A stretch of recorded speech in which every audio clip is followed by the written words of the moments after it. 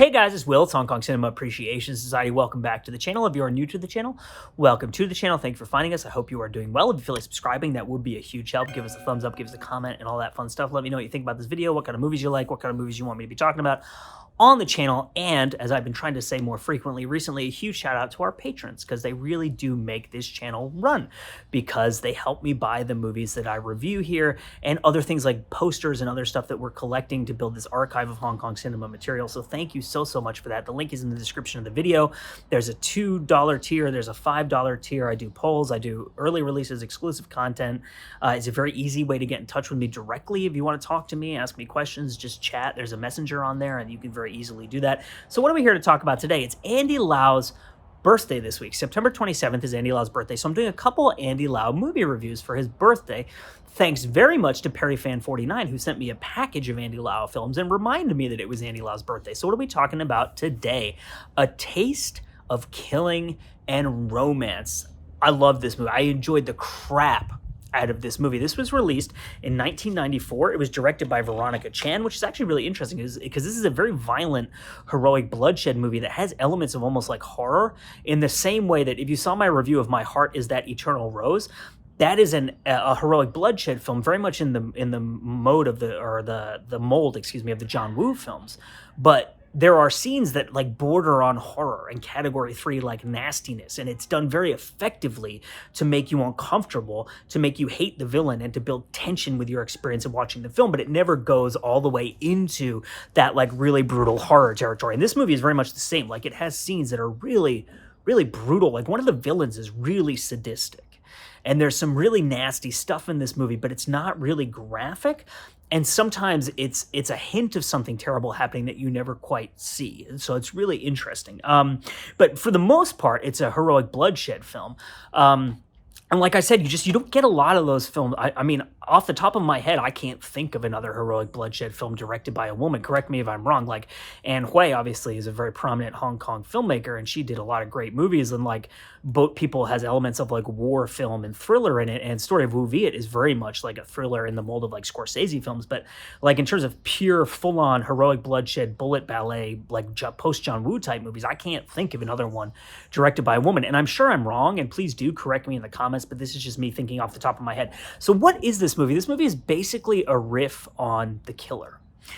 So in The Killer, you have the Chow Yun-fat character as the assassin, who's like this dignified kind of good guy, and you have the Danny Lee character as the kind of obsessive cop who's trying to catch him, and they realize they kind of have more in common than they would think. And then you have the woman who the Chow Yun-fat character kind of falls for, who's kind of there's this character triangle, right? In this film, Andy Lau is a hitman, but rather than being this kind of like suave, dignified, suit-wearing, slicked hair, kind of like, you know, Rat Pack, James Bond type of character, he's more of like a cool young guy. He like goes to the arcade and plays video games, and like he hangs out at the bar where they're playing like the music. There's incredible music in this movie. The score is very good. It's very like sinister, eerie, like that era Hong Kong cinema, like heroic bloodshed type music, but it also has a lot of 90s like electronic and techno type of music. That's really cool. It's used really effectively in the film. But Andy Lau like goes out to clubs, he goes to bars, you know, he has flings with women. He's more of like a young, carefree, cool, like 90s anti-hero type of character.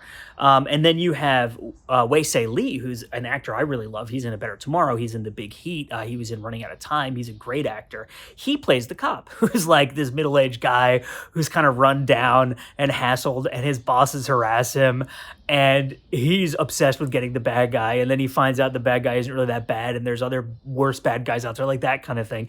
And then, but there's a really interesting twist here. Andy Lau falls in love with the Anita Yuen character, who is right here, and she's an assassin too, and neither one knows that the other one is an assassin. So it's this really interesting dramatic irony twist on that formula. I think works really, really well. But like, there are like, this movie goes so far into the Killer territory that there's even a scene, you know, there's the scene in The Killer where Chow Yun-fat is like assassinating the guy there's like the dragon dance, and there's this big ceremony, and he assassinates the guy and then goes away on the boat. There's a scene in this film that's really similar to that scene. Like, they're very clearly trying to do a riff on the killer, but it's different.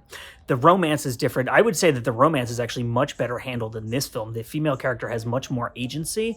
The romance between the characters is much more even-handed.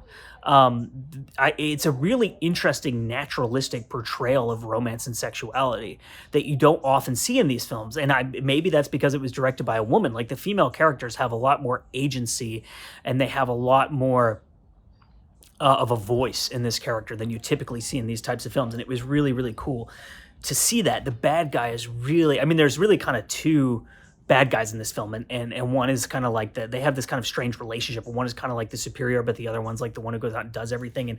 And the bad guy is really evil and really sadistic and does some really nasty stuff.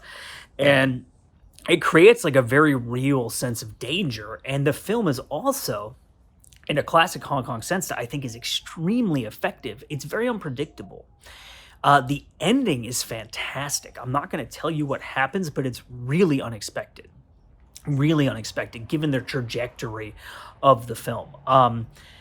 But there are a number of scenes in this film where it kind of sets you up in a classic, like if you were watching a Hollywood movie and you came upon whatever scene, you would think, oh, X, Y, and Z is going to happen. But actually, A, B, and C happens because this is the Hong Kong movie and there aren't as many rules.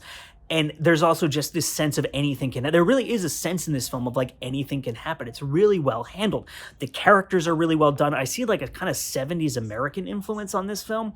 The opening sequence especially, it reminds me a little bit of Coppola and Scorsese.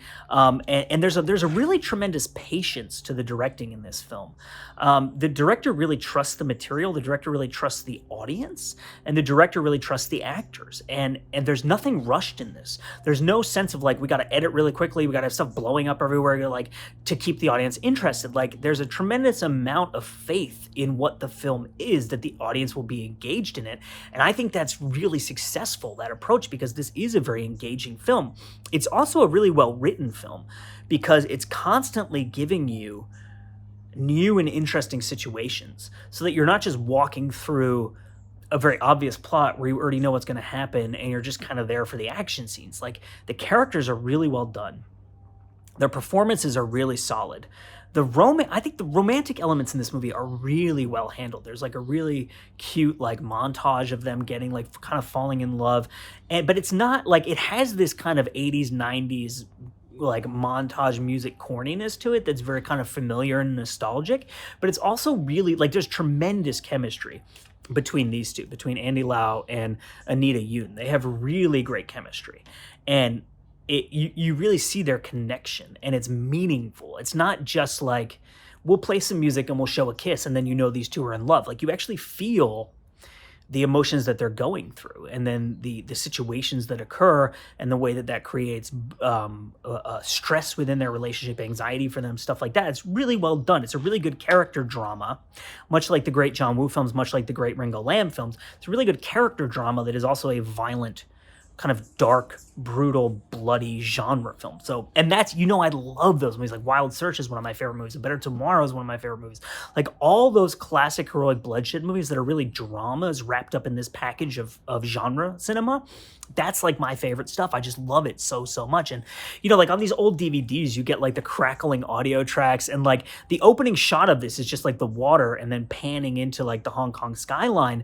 And you see like, I don't know how I don't know how DVDs were really made. I don't know if you scan like the film and there's like telecine transfers and all. I don't really understand the technical process of it, but it kind of looks like they scanned a film print and then just put it on a DVD, because you can see scratches like you would see scratches on a film print.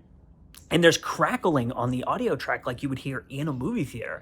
So like, and this movie's actually been shown at the New Beverly before, and I missed it because it was like around Christmas a couple years ago. So obviously I was like with my kids doing Christmas stuff. But like, you can imagine being in a theater, like seeing this movie with the presentation of it on this DVD, the way it crackles, the way that there's the scratches on it. And so it's just a really great nostalgic experience. But I just really enjoyed this movie. It's not a perfect movie. It's not the best movie ever made. But if you're a big fan of heroic bloodshed films, especially if you love John Woo, because like I said, it's basically a riff on the killer. Andy Lau is he's really fantastic and charming in this movie. Anita Yoon gives a really incredible performance, like really strong acting. I should also say that this has one of the best gym scenes I have ever seen, like working out in the gym. mind-blowing and incredible. It's just like, what's happening? This is like, there's 2 gym scenes in Andy Sidaris movies that will always forever be the best gym scenes ever made. I think one is in Malibu Express and one is in Guns, but this is like the 3rd best gym scene ever filmed in any movie ever. There's also, I have to point this out, there is implied necrophilia in this movie. Okay. So I said the movie was dark and the villain is really sinister, but there's one scene where you're like, wait a minute. No. Oh my God, yes. It's like, what? It comes like late in the film, and you're like, oh, okay. So it's not just a sadistic murdering villain. It's a guy who likes to get his yayas off with dead bodies.